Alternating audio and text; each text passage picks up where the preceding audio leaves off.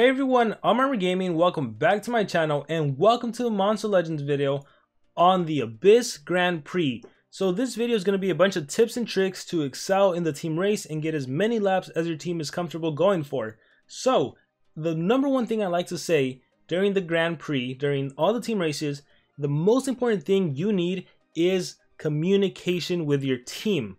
It is extremely vital. So I recommend hopping onto Discord, hopping onto Facebook, creating a messenger group, creating a Discord server just for your own team, getting all of your members onto that Discord or Facebook page or whatever it may be, and you need to get everyone on there, all 30 members, so that you can ping them when there's a new node, so you can let everyone know, hey, it's your turn to skip. You need coordination and you need communication. That is the only way you'll be successful, okay? If not, you're going to be stuck on a node that's a team effort where it's 15 members must collect like 100 food. You know, obviously it's not that low, but I'm just exaggerating here. All 15 members must collect 100 food and you are waiting for one member. And if you had that Discord communication, which is way better than the team chat, it would be so easy to do. Okay, so that is the number one thing, communication. Okay, it matters so much, and we'll get into that a little bit more, but we're gonna go over general tips and tricks and strategies. So some of the nodes you'll run into, those nodes involve having common monsters, uncommon monsters, or rare monsters hatching or ranking up. So what I personally like to do, you'll notice that right next to my monster lab is my hatchery, my breeding tree and breeding mountain, and a nature habitat. Really, I should have more nature habitats here. I should probably move this legendary habitat somewhere else where it doesn't get in the way. If I have space, which I do, yes I do, perfect. And then this nature habitat I should move over here, and I should just make this a bunch of like a little nature habitat resort. And the reason I want to have my nature habitats is because this can hold my Treezards, this can hold my Greenisards, this can hold my Pandakins. So any single time there is a node that involves one for all, you must breed 9 rare monsters, I can really quickly breed a Pandakin. If it's you must breed all players must hatch 64 monsters, I can really quickly sell, I can really quickly hatch. So all this should be together. If it's you must rank up 5 uncommon monsters, it's all available, it's all right here. So I think this saves you a little time, and in the course of 7 days and doing the team race, that little time really goes a long way. So I recommend putting all of your little stuff together. Your breeding tree, your hatchery, your nature habitats, and your monster lab, okay? And one thing you do not want to do, you absolutely do not want to do, is to clog up your hatchery and clog up your breeding tree and breeding mountain. If you do that, you're not going to be much help for the team, especially right now that we have a flash breeding events going on. If you're trying to breed those legendaries and you're unsuccessful and you're stuck with like 18 hours or 20 hours here, you're pretty much useless for a whole entire day. So be very careful about that, okay? Very careful. And we'll talk a little more about the Guardians. But yeah, that is the first advice. Don't clog up your breeding trees and your hatchery, and make sure it's all next to your monster lab. Also, don't clog up your monster lab. But that being said, a team consists of 30 players. There's some nodes that require players to breed epic monsters. There's some nodes that require players to breed a legendary monster. There's some nodes that require a player to rank up a legendary monster. So not everyone needs to have it open. You should designate certain players to start breeding a legendary monster. So if you have a teammate that really wants to get one of the monsters available to flash breeding, tell them, hey, go ahead and breed, but if you get a legendary, do not hatch it until the node pops up. Or if someone's trying to rank up a monster and they know they don't have as much time as someone who can rank up Pandakins or Greenisards or Treezards when it calls for it, have that player start ranking up a legendary because there's nodes that call for that. Or have those players rank up an epic monster because there's nodes that call for that, okay? And by the way, if there's ever a node that says 4 players must rank up an epic monster, please do not skip that with gems. What I mean by that is don't bypass the whole entire gem with the whole entire node with gems, because it's actually a lot cheaper to just pay to pass an epic monster. It's a lot cheaper. So be sure to do that. And I believe some are cheaper than others. I'm not necessarily sure who the cheapest is. It might be the nature ones. Let me see. It might be, where is my Pandakin? Oh, I don't have them? My panda claws rank up. No, I can't because I don't have enough cells. But yeah, I believe there is a different price for different monsters. So be on the lookout for that. I'm sure someone will have a list of who's the cheapest. There's certain nodes that call for ranking up a thunder monster. That's actually why I have my Thunder Eagle. He's from the previous race. So he's ready whenever there's one player must rank up a winged monster or a common thunder monster. I'm ready for that. So do utilize these extra rank up capsules. In the past I didn't, but I was fortunate enough that it was during the time that Social Point reduced the cost of ranking up by half, and it was better and faster. So I'm like, yes, I might as well utilize them. So definitely do that. So you can even do it to start ranking up a legendary, and then have it open to rank up your commons and uncommons. But that will require a little gem spending, but it's something you can do, especially if you don't have that many active teammates. And so, you know, you got to work with what you have. So one other thing I recommend, and let me switch over to my baby account, for what you plant during this race is you plant a lot of Black Lotus roots. I always like to do like 5 or 6. We'll do 5 or 6, so I can collect up to 500,000 or 600,000, right? But if I activate my Temple of Food, my Faunos the Guardian of Food, that can easily be 1 million or 1.2 million. And I like to do that because there are one for all nodes. They're all members must contribute to collect all this huge amount of food. So I like to be ready. But I also like to do the Winged Angel Beans because there's a lot of nodes that say it's the 15 member one where each member must collect like 30k food. So I like to plant these. And again, if my Guardian is active, all I need to do is collect once and I'm good to go. So that's what I recommend, the Black Lotus Root and the Winged Angel Beans, okay? So make sure you have that. Also, you typically don't want to collect gold during the course of the race. And the reason you don't want to collect gold is because there's lots of events that call for your whole team to collect X amount of gold, or a one for all where you must collect like 47 million gold. So obviously you want your habitats to be full, okay? As full as possible, that is the best. And it's super important that you utilize your team chat, okay? In this team chat, you need to call out the nodes, especially the one for all nodes, or on your Facebook or Discord server. The reason you want to do that is because if there's a node that says you must collect 40 million food, and let's say there's 15 players on, and let's say 7 of those players start collecting, or did I say food? Let's say gold. 47 million gold. If 7 of those 15 players start collecting gold because they're trying to get points, they're trying to one-up each other, what's going to happen? Okay, someone's going to pass it. Everyone emptied out their whole gold. Everyone just went crazy with the collecting. The next note is going to be all players must work together to collect 200 million gold. Well, 7 of those players already wasted their collections because they were trying to get points. So another huge step is please do not fight with your team over points. That is, I think, a huge issue. You know, trying to get the most points, trying to get that individual award, it is not worth it. Honestly, work as a team. Make sure everyone hits a good amount of points so that everyone can get a lot of food at the end of the race too. But yeah, don't try to one-up each other. Don't steal each other's nodes. At the end of the day, you're a team, so don't fight amongst each other. Call out the node. That is super important. And honestly, it's not that hard to figure out if you're stealing nodes, because you can just look at the points and you can see who jumped up like 1,000 points or 500 points. I think the one for all gives you either 500 or 1,000 points. So if you're doing it often, your team can find out. So don't do it. Just, you know, create a communication system. Tell your team, hey, I'm going to collect the next gold if I'm on the next gold node. Okay? The next thing we're going to talk about is PvP.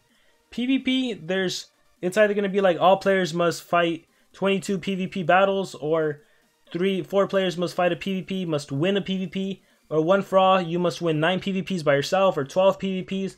The number one thing I recommend is your daily goals. Be smart with these. Do not collect them unless your original 3 attacks are full. That way at the end of the day, you can have 5 PvP attacks. So when that node pops up where you have to fight by yourself, a one for all node, you already have 5 free attacks as opposed to 3 and then having to pay for the rest. Also, that node should never ever be skipped with gems. Instead, you want to pay for attacks because attacks only cost 5 gems. So you save so many gems. Now the thing is, this only works if you have easy PvP battles.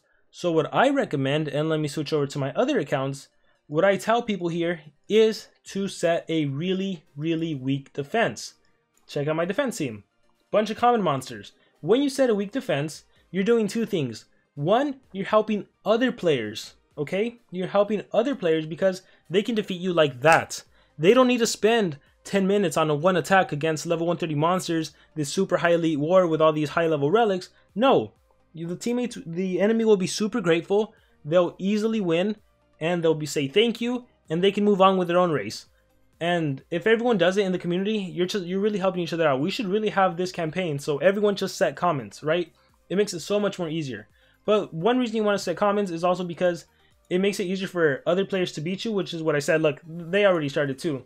Great, let's check out Blue. Look at these monsters. They're level 100 monsters. Let's check out Rick. Level 100 monsters, like easy monsters to beat, right? If I refresh, given the league I'm in, Legendary 4, these are some pretty tough monsters sometimes.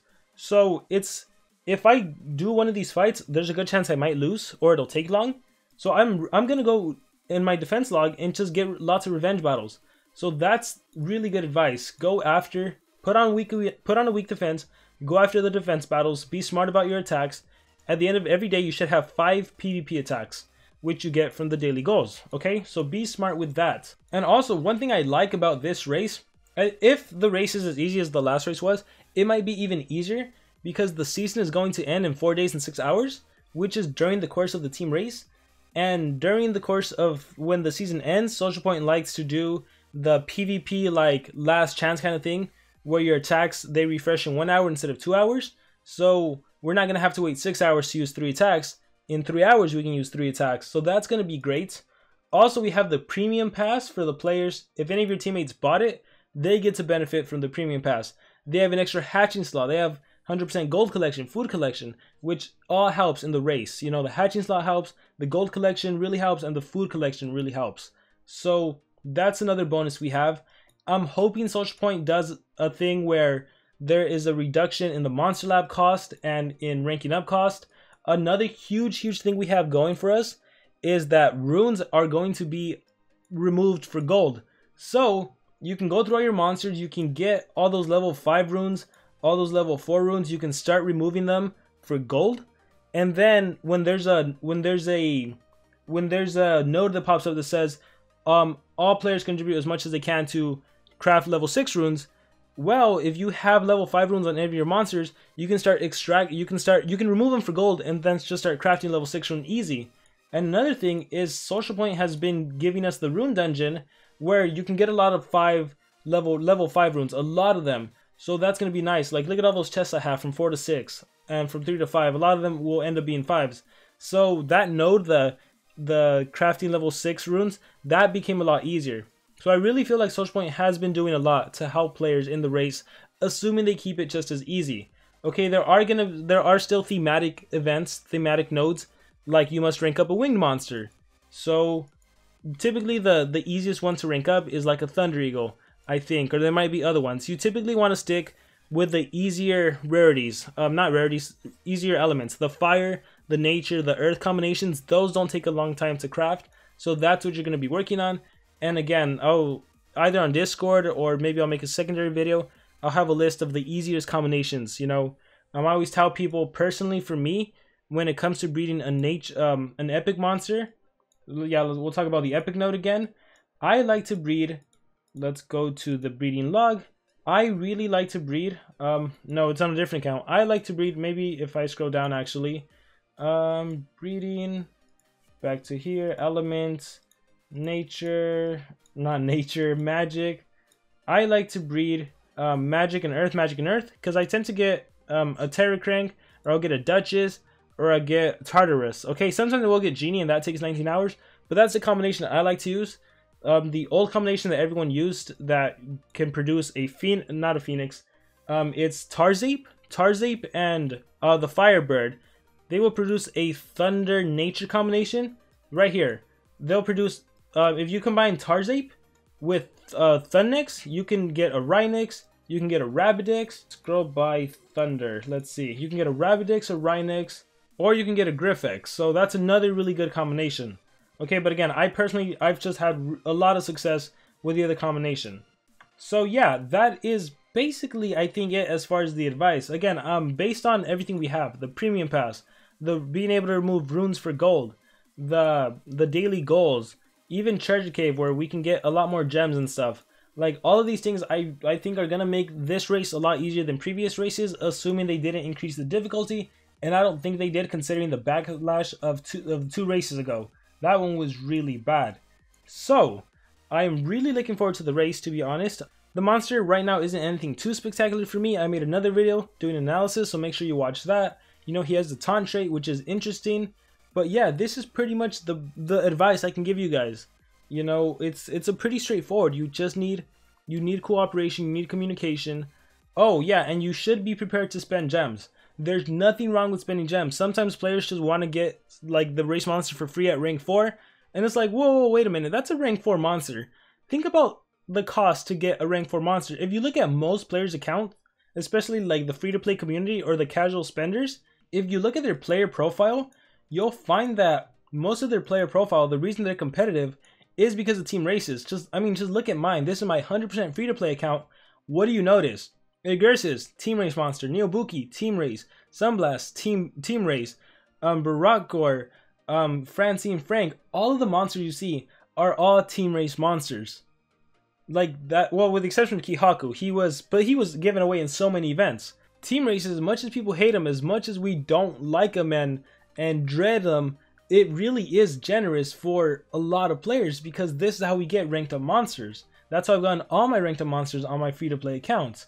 And they're pretty good monsters a lot of the time. And so I personally think it's only fair that you be prepared to spend gems. How many gems? Well, it depends how many laps you're going for.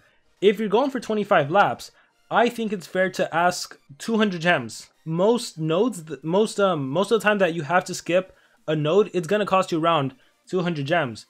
And typically the only one you really need to skip is the node that involves one for all, you must breed like 9 epics. That makes no sense. No one could ever do it on their own. I don't know why it's even a node, but really they should just change it to one player must pay 200 gems. And honestly, I'd be okay with that, because that's what I end up spending. Sometimes I spend even more to skip an epic node. So that's really the only thing you should be spending. Or sometimes if it's all players must contribute as much as they can to breed like 17 or I don't know, even 7 epic monsters, even that one could technically be skipped. But honestly, if you have a team breeding epics, you're gonna be able to bypass that sooner. If anything, they can drop the cost. If it's the middle one, all players must contribute as much as they can to breed 4 epic monsters, that's easy enough to do. So yeah, guys, like gems should only really be spent towards that one major skip epic nodes, and everything else there really isn't much of a need. If maybe you have 14 out of 15 on the team effort, maybe you can alternate between teammates to spend the 20 gems to bypass that and start moving ahead. So it's just, again, at the end of the day, it goes down to communication. So with that being said, I really hope this video was helpful, and seriously, just share this with your friends, share it with your teammates, and best of luck to all of you in the Abyss team race. I just want to know, let me know in the comments below, how many laps are you going to be going for with your team? If you have an answer for that, please let me know in the comments below. And again, best of luck to all of you in the Abyss Grand Prix race.